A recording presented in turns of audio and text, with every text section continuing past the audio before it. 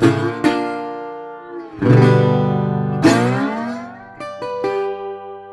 going to talk a little bit about the tools required to do a basic setup. Feeler gauge that you can pick up at any auto parts place so that you can measure in thousandths of an inch. We'll need that when we're doing the adjustments around the neck for neck relief, and also for checking the slot in the nut. Both metric and imperial Allen keys, depending on where your guitar came from, it could have a mix of both metric and imperial stuff on it. A simple 6-inch rule, stainless steel. You can get it at any auto parts place or craft store. Powdered graphite, we use that for basically for lubricating the nut, and also for lubricating anywhere where the string's going to touch on the bridge saddles and things like that, so that the strings are well lubricated. Number of different screwdrivers, Phillips flathead, simple capo that we're going to be using when we're adjusting the relief in your neck, and any tuner that you can get your hands on with a connecting cord so that you can do multiple tunings.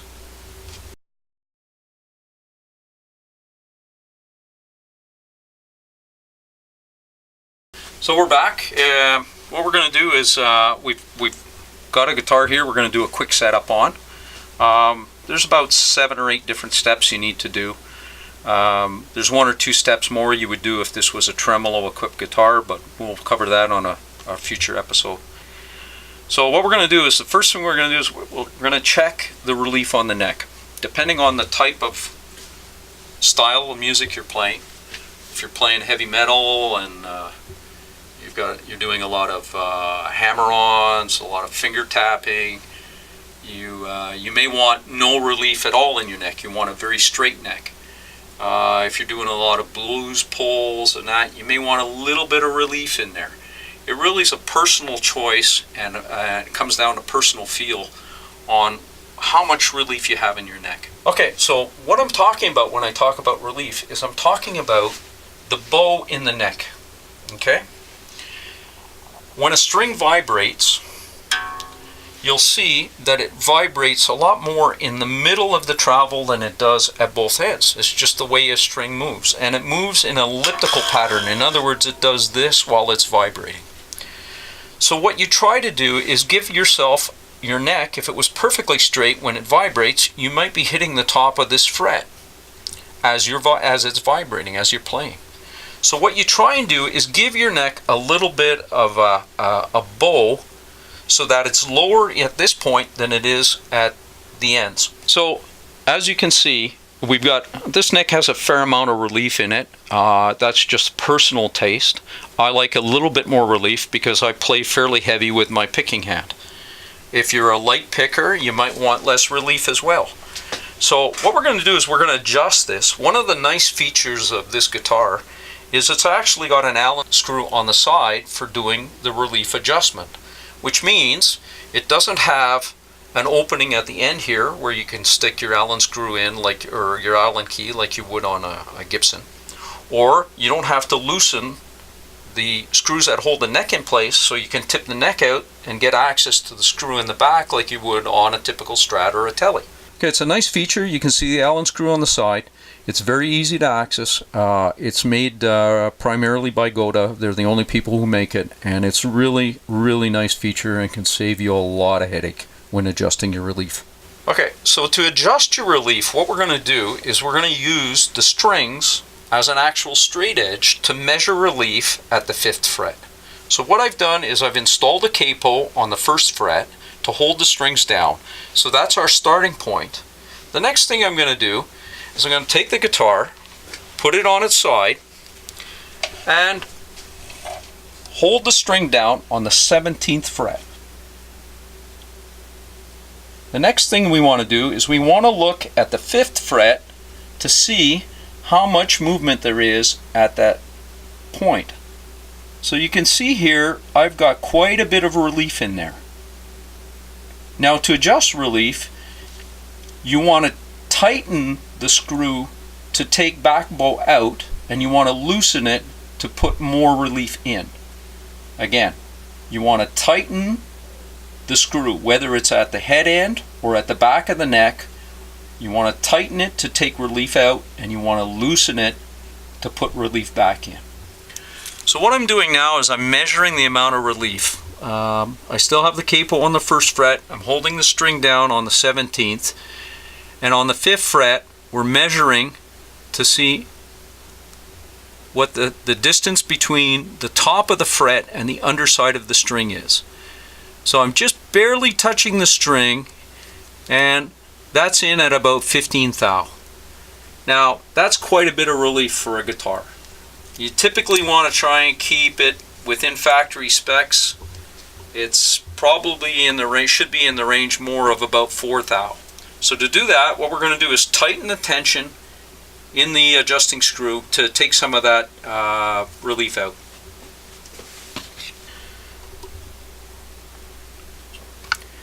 So I've relieved some of the tension on the strings by detuning them a bit. You don't want to be adjusting your tension in your neck with all the string pressure on there. It's not the best thing to do.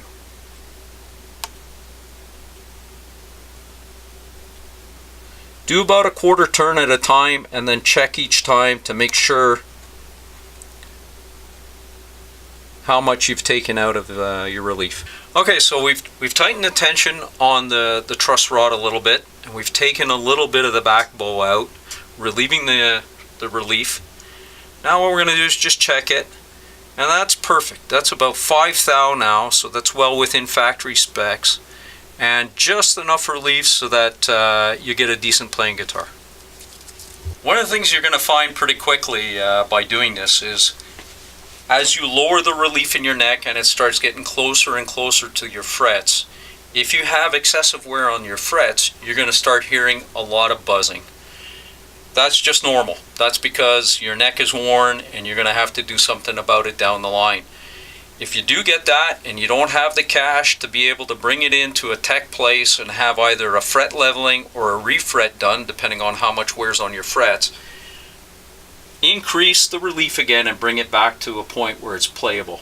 It's just a matter of playing with the wrenches and getting something in there that's still playable, minimizing the rattles and any buzzing you might get off the frets. Keep in mind, when you're playing electric guitar, you know, a little bit of buzz ain't going to kill you while you're going through your amplifier. But even if you're playing it dry, you'll see there may be a little buzz, but you won't hear it when you're playing live. So find that happy medium in there where you can still use your guitar until you can bring it into a tech and have the frets checked. So next thing we're going to do is we're going to measure the string heights to make sure that it's within the factory specs. This particular guitar, I'm going to use Fender factory specs for string height, and that given that it's a copy of you know what. So the first thing we're going to do is we're going to check the string heights where they are right now and then adjust them.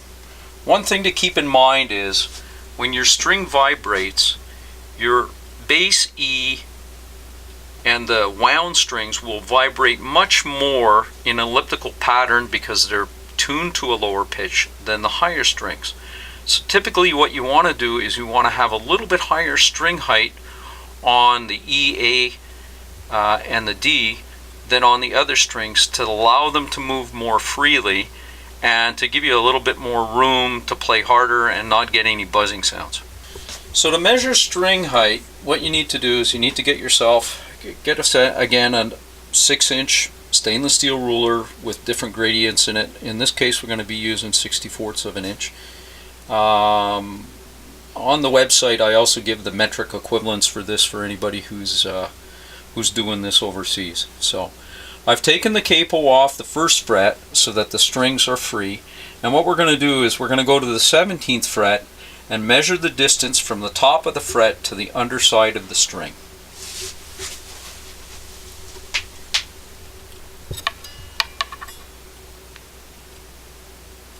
So we're at about somewhere between 5/64 and 4/64, which is within factory spec.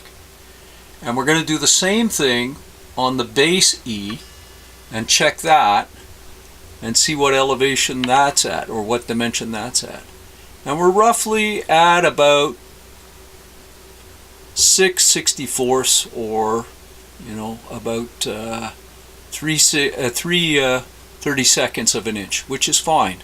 As I said, you want to try and keep the bass E string a little bit higher than the treble E string. So the next step that we're going to do is we're going to make sure that the radius of the strings matches the radius that you have on the neck. All guitar necks have a certain radius. Fender style, vintage Fender style guitars have a radius of 7¼ inch. Most Gibsons are probably in the 12 to 14 inch range. Modern Fenders, depending on what model it is, would be in the 9 to 10 inch radius. The flatter the neck, the less buzzing you're going to get when you're pulling on strings, and there's less tendency for those strings to fret out, or those strings to fret out on you. And what I mean by that is, if you've got a standard vintage Fender neck radius and you're bending strings at the higher register, as you pull up, that string is trying to negotiate up a hill which is higher than a flatter radius neck. That's why newer guitars have flatter radiuses, because they're just easier to bend on and pull strings on, although they may not be as comfortable when playing open chords down by the nut. So what we've done so far is we've adjusted the bass E and the treble E string, and now what we're going to do is adjust the rest of the strings so that it matches the radius of the neck. Okay, so to adjust the string height, you're going to use an Allen key with the Allen screws to adjust the height up and down. What we've done already is we've adjusted the two outside strings to the proper height, and now what we're going to do is use the radius gauge to adjust the rest of them. The trick here is to let the drop or lower the four center ones. Put your radius gauge on the string so it's resting on the two outside ones, and then raise the middle ones up till it just barely touches the underside of the radius gauge, and you can hear that as you're playing it. So as you can see here, this string is playing free underneath the radius gauge. If you don't have a radius gauge, you can eye it, or if you go to loudguitars.com, in my original Axe the Builder, I gave you plans on how to make your own with a piece of plastic. So what we're going to do is raise this up by increasing the height.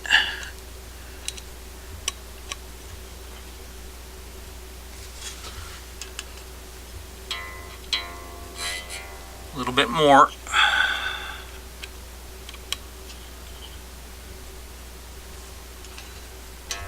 There. It's touching the outside and it's touching the next string. So you just want it to come up so it's touching the bottom of the radius gauge, and you're getting a little bit of vibration on the radius gauge from the string, and then those strings are set at the right elevation. Once they're all done, we'll move on to the next step.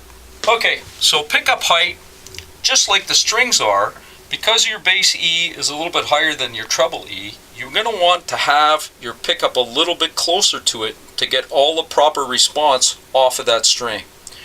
So in this particular case, we're going to increase the height of the neck pickup so that it's probably within an area of about 1/8 of an inch from the underside of your strings. Make sure when you're doing this, you're holding your string down on the final fret position so that you get the proper height adjustment.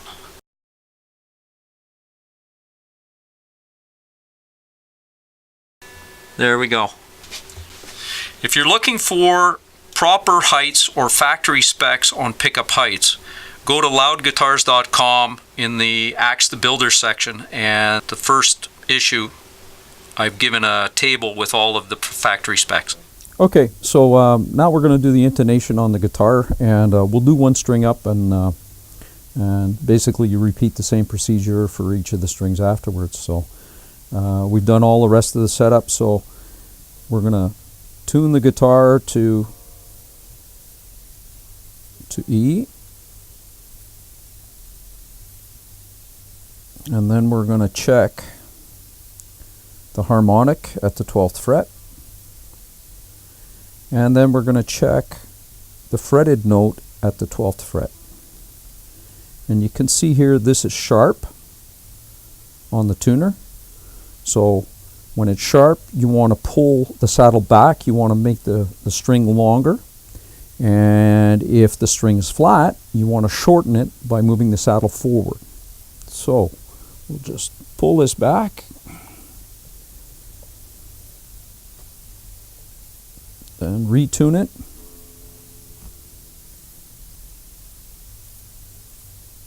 Check the harmonic again. And the fretted note. Still a little bit sharp, so we're going to pull it back a little bit more. And just do this in small increments until you get it right. Till everything is the same note. And that's roughly a quick setup for any guitar. Thanks for coming by today. If you want more information on tuning, there's a more in-depth write-up at loudguitars.com. And if you have any questions, send it to Axe the Builder.